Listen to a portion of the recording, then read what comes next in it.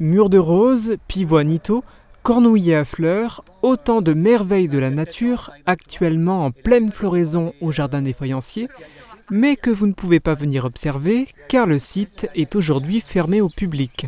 Le confinement a coupé l'herbe sous le pied des employés des musées qui se seraient pourtant fait une joie d'ouvrir ce site au public. Dans les premiers jours du confinement, des rondes de surveillance étaient organisées ici, sur le site du Moulin de la Blise, ainsi qu'au musée de la Faïence.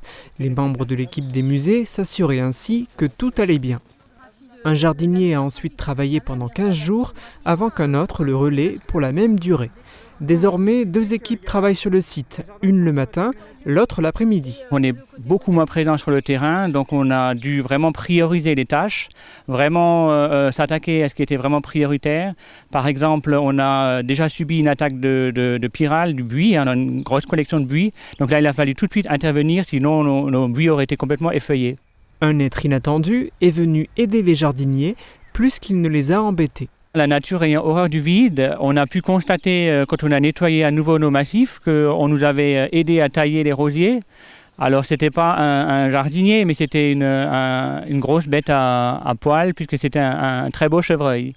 Alors apparemment, il revient de temps à autre, mais je pense que quand le public va revenir, je pense qu'il va retourner tranquillement dans sa forêt. À ce propos, le retour du public au jardin, pour quand est-il prévu ? On ne sait pas pour l'instant, on se prépare activement à retrouver le public qui nous manque tant. Et là on est dans l'attente en fait des mesures gouvernementales qui devraient arriver d'ici quelques jours pour décider d'une réouverture, mais la ville communiquera largement dessus quand ce sera le cas. On parle du 8 juin, de la mi-juin, voire de début juillet. Le flou demeure. Ce qui est sûr, c'est que la collection été-automne est en voie de plantation, les fleurs de printemps ont été enlevées, la relève est présente en nombre pour ébahir les visiteurs qui devraient enfin pouvoir profiter du Jardin des Faïenciers au 2e semestre.